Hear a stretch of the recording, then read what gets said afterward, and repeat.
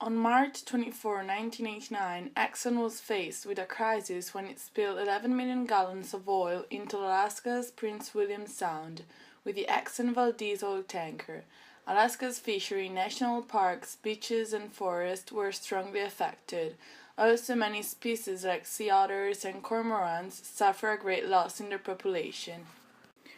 As the CNN reported, more than 26 years after, the Alaskan communities who were affected by the oil spill are still suffering economically and emotionally. Jill Nakard, a member of the Eyak Alaska Eagle Clan, an environmental activist and lifelong resident of Cordova, Alaska, says about the oil spill. Salmon have not fully come back yet, even though they're returning in great numbers. There is hardly any herring in the region at all, and herring was 50% of our annual income, which was a pretty healthy if for the community of Cordova. He then proceeds, most of us made our living from the ocean.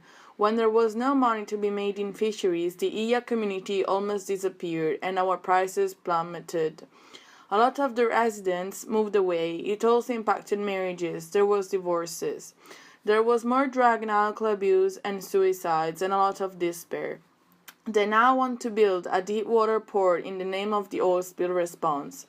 And we really believe that the emphasis on building a spill port is really turning Cordova into a port city, and our fishing industry replaced with cruise ship. We all had an Alaskan dream that was intact for several thousand years, and our relationship was with that land and sea and all of those animals that we harvested both for substances and in commercial fishing. And so when that was disrupted, that fabric of our way of life and our Alaskan dream was also stolen from us.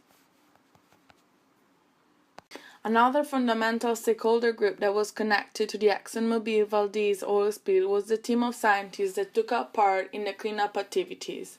Here is what Billy Day, a scientist and a resident of Homer, Alaska, who helped in the cleanup effort, has to say. They wrecked a tanker on a well-known hazard and spilled what is estimated to be between 11 and 38 million gallons of crude oil into some of the most pristine ocean on the planet.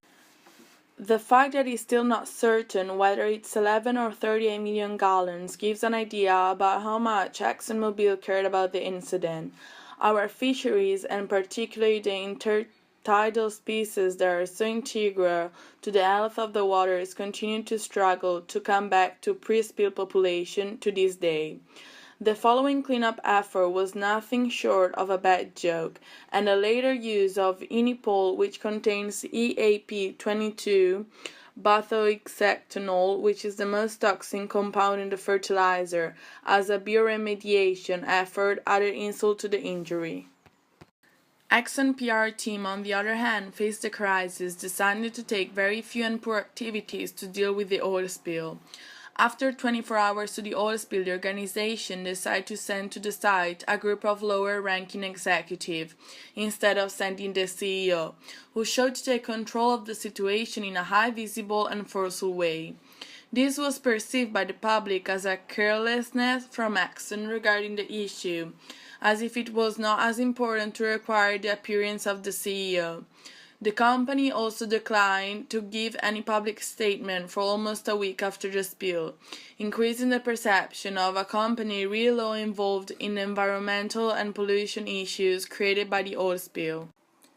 Another action that the company took was to not take the responsibility for the spill, but instead, 10 days after, the company sent their apology through the media worldwide. This was seen by many members of the public as an unmanaged crisis. This proved to the people of Alaska and the world that the organization did not care about the damage to the tourism and the fishery industry in Alaska, which the country deeply depends on. In conclusion, I would say that the company deeply failed in managing the crisis, showing very little leadership, especially from the CEO, who gave the idea to the public of not caring and showed arrogance in deciding not to release an interview. The company also failed to engage with the media in not providing an open and clear communication, and instead decided to concentrate its news briefing only in Valdez, a small village with limited communication operation that complicated the problem of dissemination of disinformation.